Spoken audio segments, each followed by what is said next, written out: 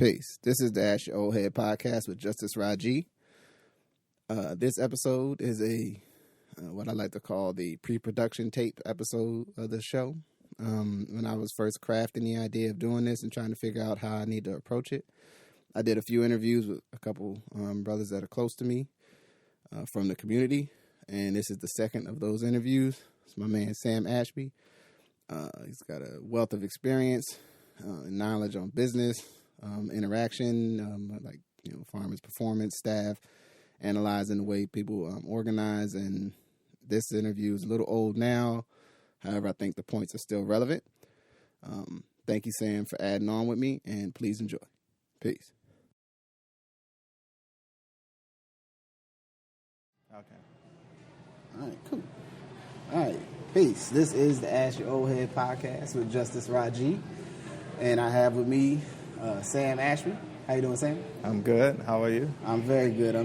So we're going to get into some questions and talk about being a man in our modern world a little bit.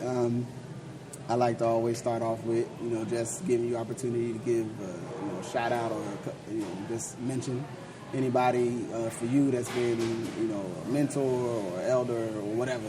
Right. In your own life, you want to give a moment of praise, a little bit of reference. So one or two folks, go ahead. Yeah, three people, three women. So one, Gladys Barclay, who is the mother of one of my best friends, J.J. Mason, was really instrumental in kind of resetting expectations for me when I was in high school, and really kind of got me on the path of, where are you going to college? So that's one. A second person would be Daisy Weatherby. So Daisy Weatherby is actually the mother of another friend of mine in high school, Jonathan Weatherby. So Daisy was really great about kind of allowing me to spend the night over to her house with Jonathan during the weekends. She had really high expectations of Jonathan, so I became part of those expectations. And so I'm really thankful for her, really constantly, staying on me. And then the last person is Angela Johnson. So Angela Johnson was my geometry teacher in 10th grade. And when I was in high school, I wasn't a great student at all. But one day, Angela happened to hear some teachers really disparaging me in the teacher's lounge. And so she took it upon herself to go look at my, student file. And in the student file, they have what your, estimated IQ is. And so she waited and bided her time. But the next time that they brought me up, she happened to mention to them that basically I was smarter than everybody in that room, and why would they disparage a student in that way? But she also came back and told me, right? Because she knew that it would get me angry, and she wanted me to use that to kind of get out of the funk that I was in. And so she had a strong bearing on why I graduated high school, and again, kind of why I wanted to even had a thought about going to college. So it was really those three that really kind of pushed, because I was the first person to go to college in my family, first person to graduate. So I really didn't have a history and an expectation around college. It really came from those three. Word. Peace to them. Yeah. That's interesting, because I've had, the value of sometimes not just your own people, but like your friends' parents. Yeah. You know what I'm saying? Like you or your friends, whoever. I always chose great friends. Yeah. Like, my grandfather always taught me, you only get 2 or 3 real close friends, and then the way sometimes some of those, I have similar folks for me that were very motivational, or at least acknowledged my ability. Right. And said like, hey, you go over there. You know what I'm saying? At some point in my life. And I think, that's important. People overlook that. You know what I'm saying? In terms of contribution. So, thank you. The first, question I always like to start with is just, can you give me a standard or a practice, something that you try to hold yourself to as a man that, is just a part of the way you operate, just something basic that you could pass on?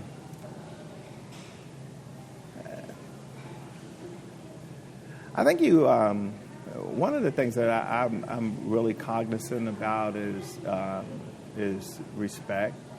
I think as a black male, it's really important to always kind of really define and demand your respect. I think, especially in a city like Portland, where there's kind of these low-key disrespects, and I think sometimes you see it so often you kind of let it slide, but it actually causes a degradation in kind of your code, right?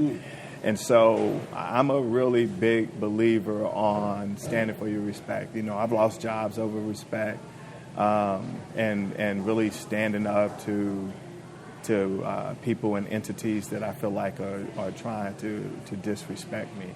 I think you have to, right? Because I think that, as I said before, if you allow the disrespect to happen, at some point you go from being a lion to something else, right?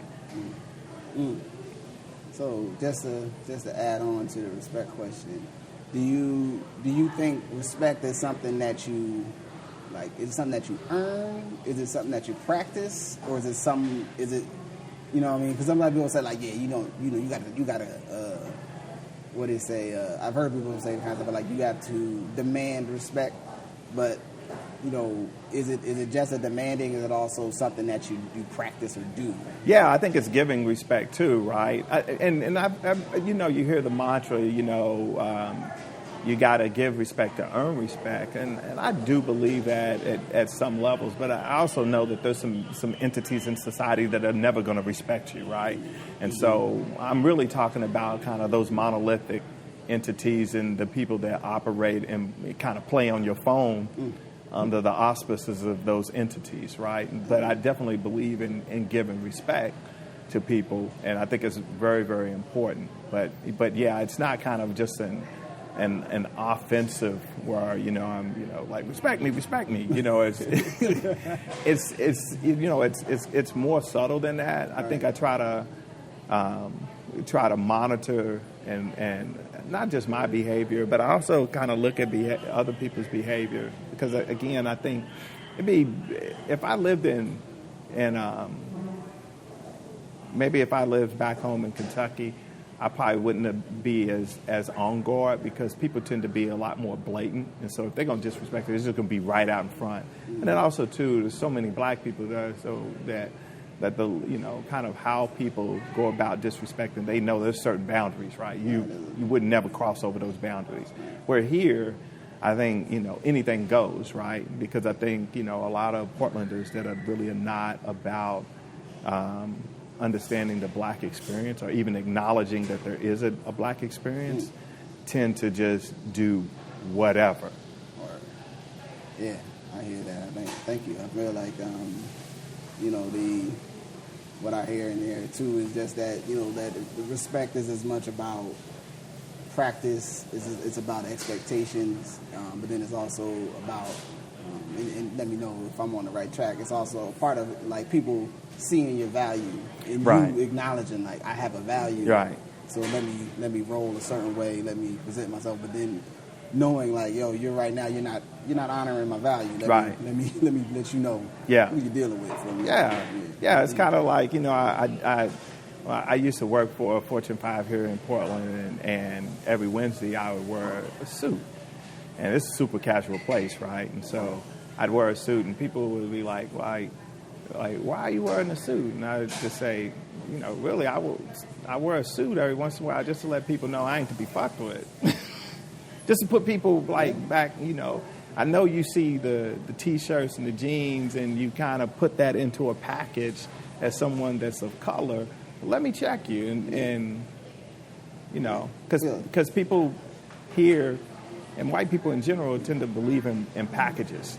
And so if you're packaged a certain way, then you must be a certain way. And so particularly if you're of color, right? Whether it's be someone that's of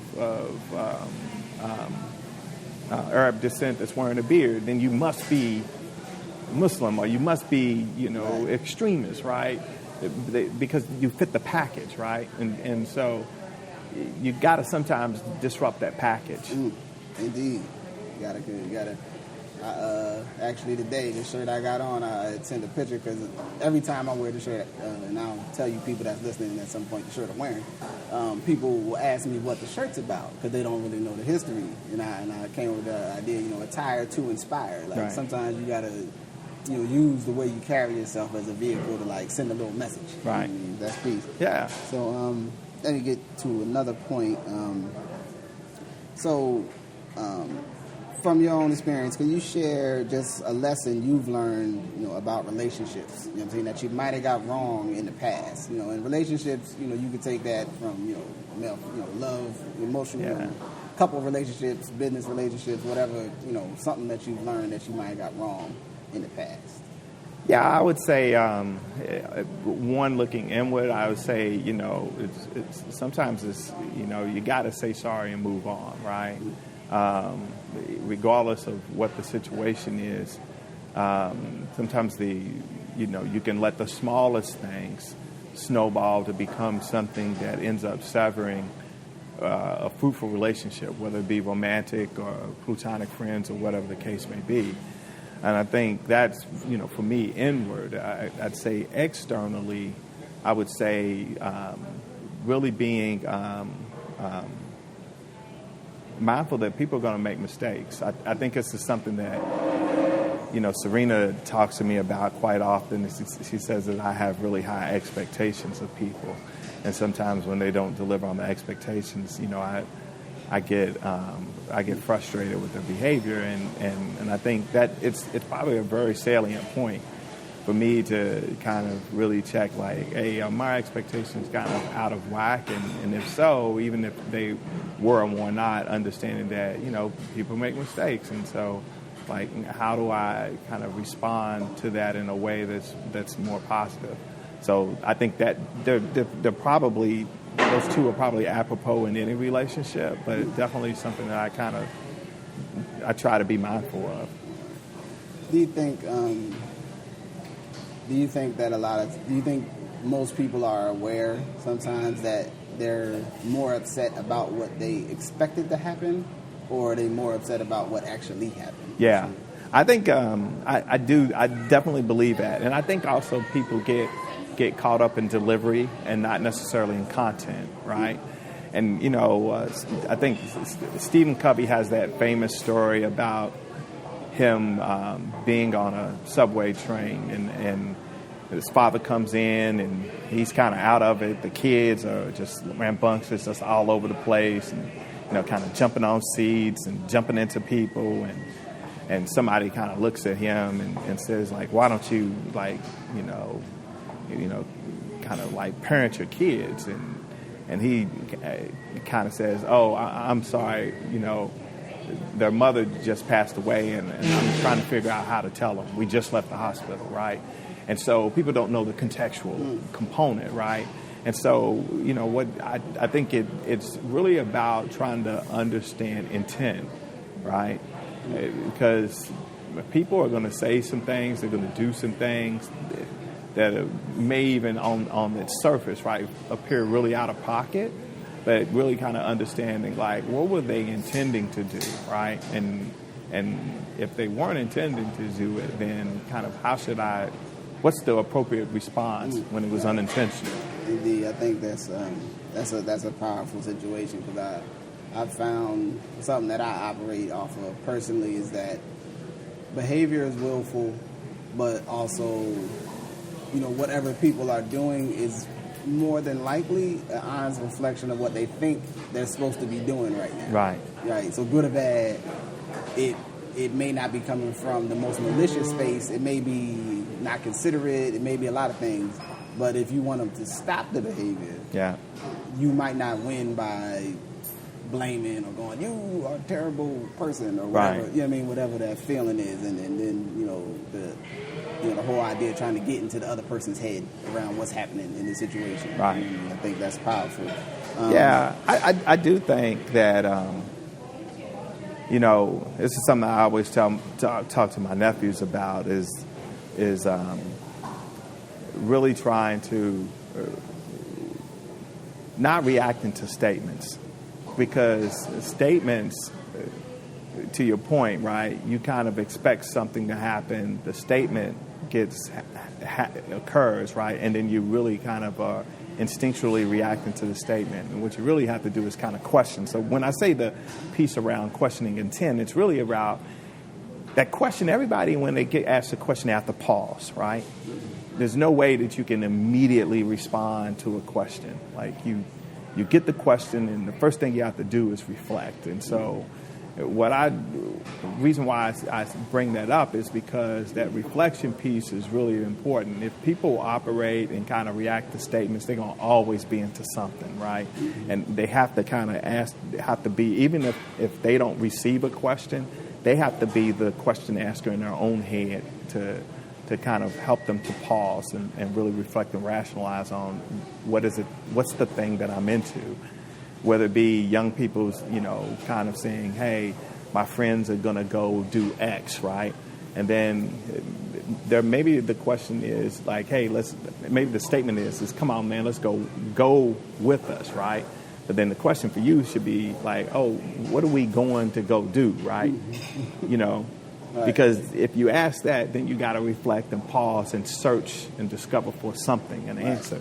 If you just kind of respond to the statement of, hey, let's go, you're like, yeah, cool, I go. And then the next thing you know, you can be into something that you never intended to be in. Indeed. I think that, why do you have this is, I'm going to ask you for a little armchair social science or something like that. Why do you think, what do you think is happening in situations where people just don't ask each other questions about what's about to happen here? Like, what do you think that is? Where people don't feel like they can even ask? Maybe, I don't know. Yeah, I think amongst young people or just in general. Young people and then other folks. I see it in old people too. I think this generation is probably the most collaborative generation that's ever been on the history of this planet, right? I also think that many of the young people don't have their own self-trust and self-identity and knowledge of self. And so they tend to follow someone that has a script.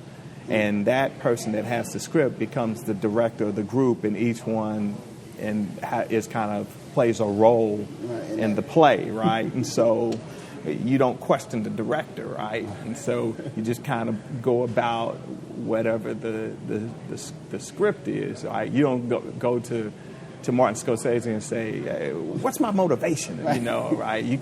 Why would I drink coffee? Right, yeah, why would I drink coffee? I'm an alcoholic, right? I need a beer, right? And so, but that doesn't, a lot of young people don't do that in real life, and they tend to move in groups, right?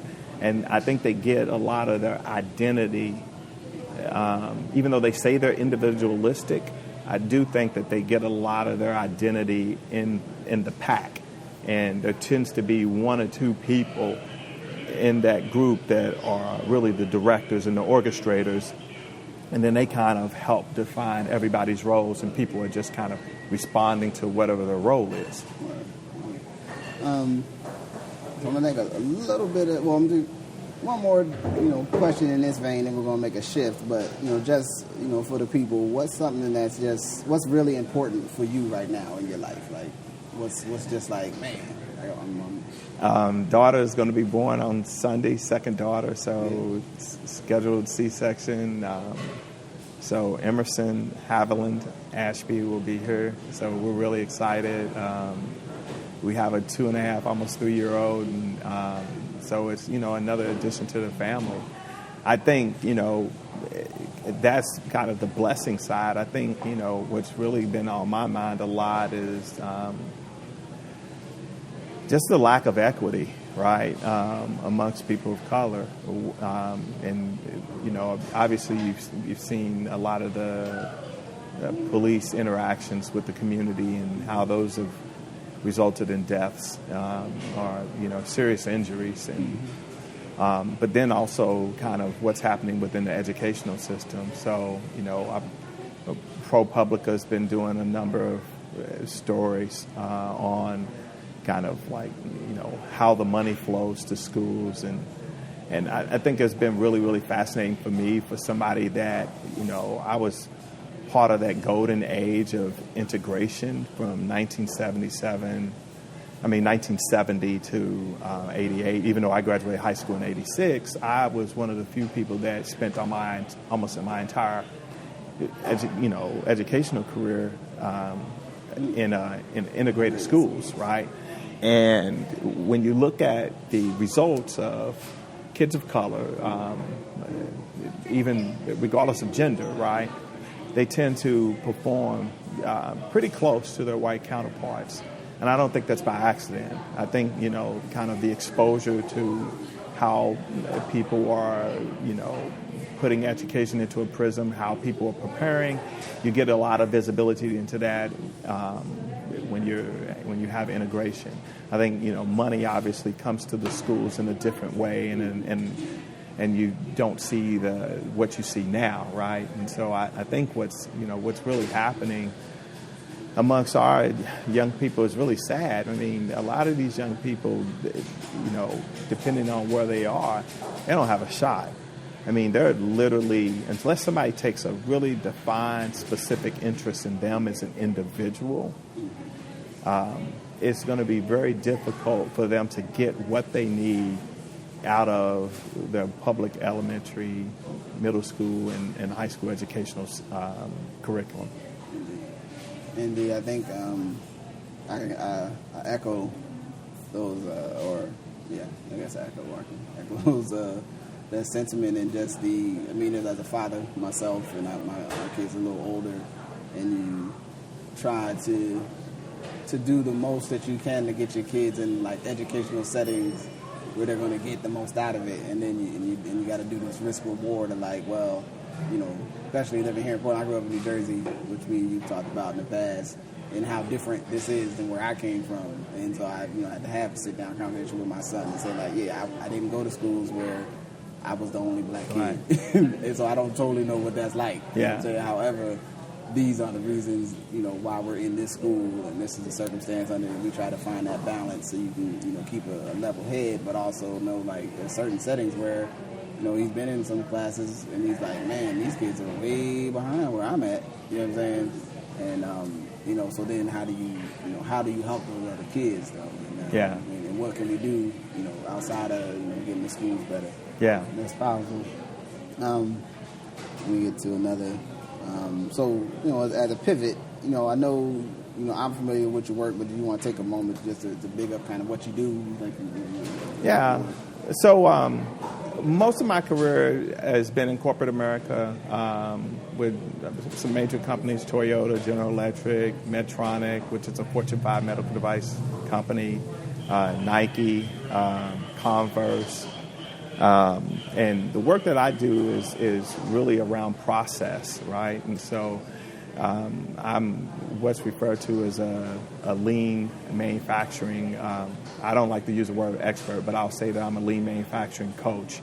And so what I do is I help organizations on how to improve process. Now, the lens is through the lens of process, but really it's about the development of people. And that's part of the reason why the school piece is really so important to me, because the school experience and education is about the development of people, right? And so I spend a lot of time in my job helping individual people, teams, and then ultimately organizations understand, why is it important to develop the people? What's the value in it? And then once you do that, how do you put them in a process that allows them to be able to bring their fullest self? I think too often the processes that corporations, even large, very, very successful corporations have, don't allow people to be able to bring their fullest self into their roles. What would you give just as advice to, a person that was maybe shying away from maybe the corporate world or the for-profit world because they're like, well, I can't be myself if I go in there? What would you maybe give them just as advice or something to weigh in that decision if they decide, well, I can't go that route?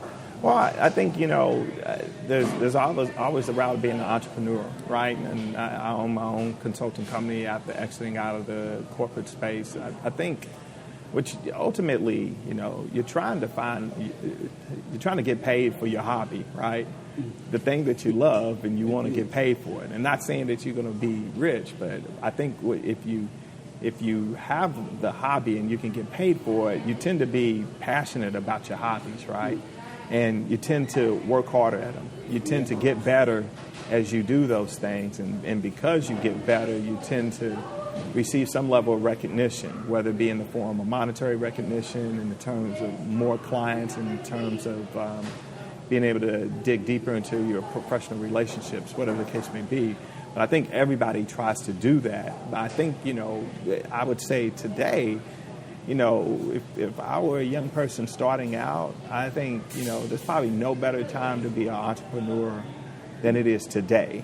The technologies that are out there now that were never available to the little guy, that were only available from a cost and scale perspective to corporations, is now in the hands of individuals. And so I think really it's about if you don't want to go the corporate route, there's plenty of people that have some legitimate reasons as to why they don't want to do it. I think you want to look at trying to figure out how can you be an entrepreneur and really be able to run your own show. I think and I think you and I have talked about this before. I think it's one of the things that we as black people have really lost.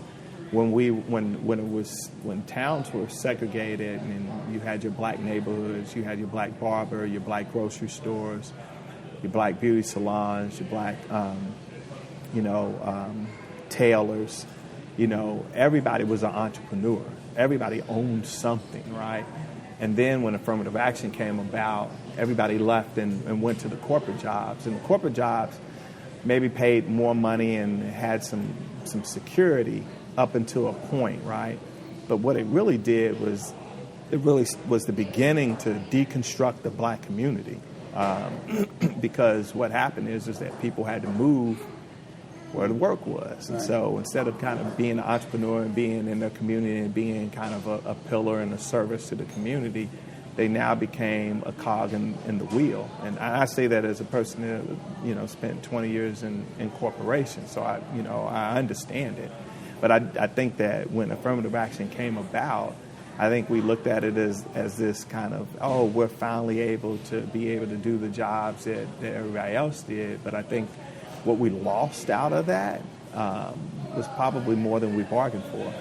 I think that's the, the unintended, consequences of, I like the phrase, the unintended consequences of new choices. You think you're going to get one thing, and almost maybe, we assumed, if I've been the dude that's running the cleaners and the real estate business in the community, but I got this opportunity to go in this, larger development company, right, and I make that move for my family so I can get this 6 figures or whatever, and put my kids in a better position. Someone else is going to pick up what I was doing, and then you realize either other people couldn't, or they just weren't prepared. I'm going to do 2 more questions. Yeah, sure. Is there anything, just to jump onto that one, is there any suggestions that you would give folks to get the courage up? Because the thing I find with talking to people about, for our community, especially around entrepreneurship and businesses, even small businesses, but what about whatever what about is, right? You know what I'm saying? Is there something you would say just to give folks a little bit of little confidence, little get up and go? Yeah, I think, and it is something about us culturally, right? And I think because we're a traumatized people, right? We tend to look at constraints, and I think white people look at opportunities.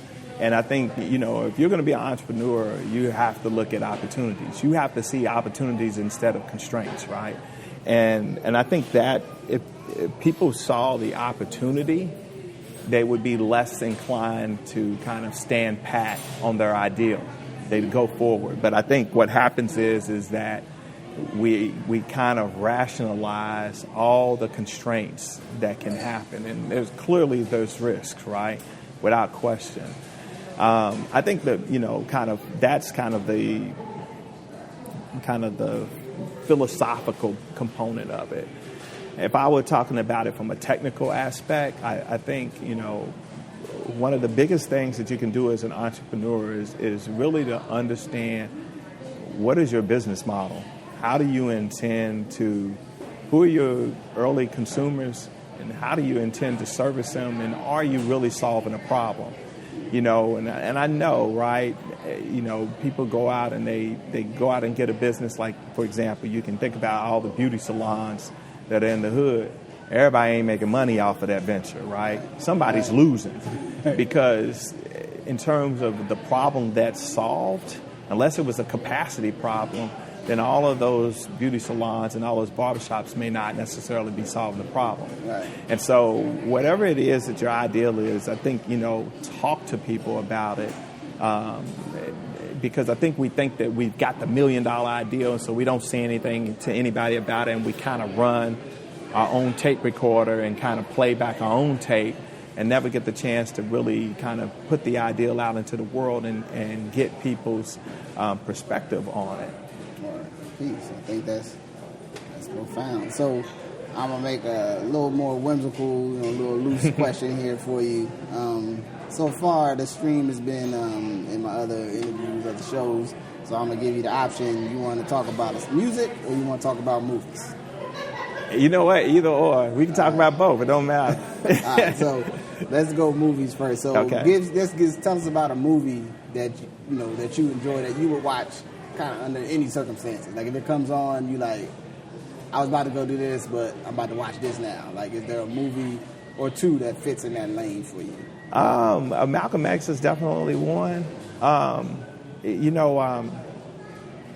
uncle Ronnie, I never really knew about Malcolm X growing up. It wasn't until I was well into college that my uncle Ronnie had kind of told me about Malcolm X and actually gave me the autobiography, and I read it and I couldn't put it down, right? And then when I saw the movie, and the movie was just basically like, it was the visual images that I was having in my head as I was reading the book, right? And so I think for me, that movie has always been special, but because I felt like, to me, it so closely matched my mental image of the book as I was reading it. And I'm a bit of a science fiction kind of nerd, and so another movie, Blade Runner, is a really great movie, a novel by Philip K. Dick. And actually, even now, I love Blade Runner, but Minority Report is my movie. Like, if that movie's on, I'm sitting. Start watching. Yeah, like. They're going to make a show out of that. Yeah. I hope it don't. It's making goods, and then I'm like, yeah. I'm a little worried. I'm hoping. I hope it works out. Yeah. I want to, But it's on Fox, If they can't get the black vote, then they'll pull the plug on it. They ain't above it. Right. They're like, they ain't working out. They like, are black people tuning in? Are we making some money on black people? Nah, man. Get that out. Get that. Cut it. Yeah, man. I love the, I like science fiction joints too. I actually was been thinking the last couple of weeks I need to rewatch Blade Runner. I don't think I've watched Blade Runner in probably about 10 years. Yeah. And I definitely haven't watched it all the way through, like, as a person over the age of 30. Like, I remember watching it when I was younger, and I remember it being on cable when I was like a kid, and kind of like not totally understanding what the hell was going on at times. But kind of like, oh man, look, it's like a space car, and he's going in there, and there's a robot, and there's an android, but she wants to be real, and you know what I mean. So I'm thinking there's stuff that I didn't pick up and I don't appreciate about the movie, but I'd be like, even just literally like a couple weeks, like, I need to watch Blade Runner again. You know what I'm saying? Yeah. I think, it's a spiritual film, though, man, because, a lot of people don't realize it, but at the end of the day, what it's really about is these androids really kind of determining what they would do to meet their maker, to meet their creator. And you think about that as an individual person, right? And kind of like, are you doing the things that you need to do to meet your creator? Yeah, and so that's kind of what that's their journey that they're going through, and obviously they're going about it in a violent way, right? Right. Not to give the details out to the movie, but definitely, that's at its core, that's what it's about. All right. I'm gonna have to do that. Well, I was going to ask you one more. Oh, well, we might have to say this for another time because, I've had a lot of conversations just about kind of that era that both of us, more or less, I'm a little younger than you, but just in the range of like that late 80s, the early 90s, and like Eddie Murphy movies and the Spike Lee joints and the way those black movies and other, black art kind of influenced the way our group was trying to do what we was trying to do. Right. I think there's something, there's a lot of real special things I think that came out of that time frame. And then also, now that I know you're a science fiction dude, we might have to have a science fiction conversation because I feel like for our community in general, art is a great way for us to figure out issues that we're trying to solve for ourselves. Some people will think, well, like we're going to make this art to sell to whomever to like exploit our culture, or they're going to just, treat us as an object. But that's beside the point. Sometimes I think our artistic expressions, is that sound, if it's visual, whatever, becomes a vehicle for us to like work out a problem about ourselves. Right. You know what I mean? Because we're people that you spoke about are been traumatized. Yeah. And sometimes we can't get the words yeah. together to talk about how we feel. But right. we could paint it. We might be able to sing it. We might be able to draw it. We might be able to put it in a design piece. We might be able to put it in the design of clothing and other things.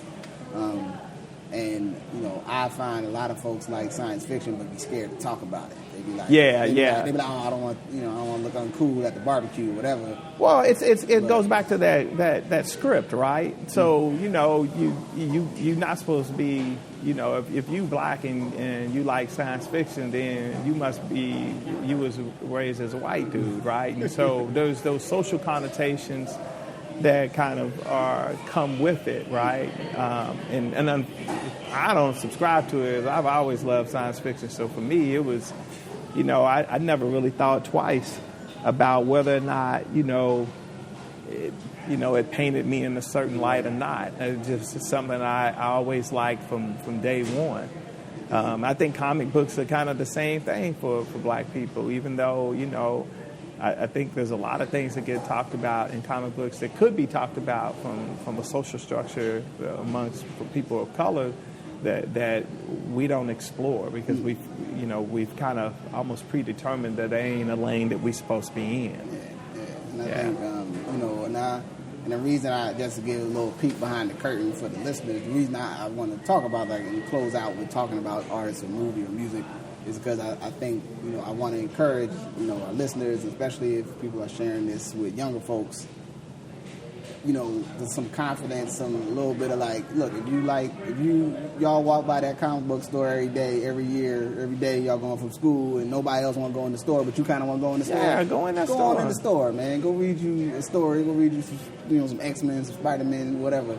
But embrace some things, because for our community, kind of the idea of like, and this is an old idea that we don't get to be kids that long. Yeah. Now, you know what I'm saying? Like you stop being a kid like 9, yeah. which don't make no sense, but that's sometimes the way you get the feeling of is, then part of it is you start to lose your imagination. Yes. And then when you lose your imagination, you start to lose some of your ability to come up with new ways to deal with the world you're living in. So that's my backstory for no. else, but you know what I'm saying? And so I appreciate you adding on with me today. Yeah. Sharing anything you want to say just before we wrap up?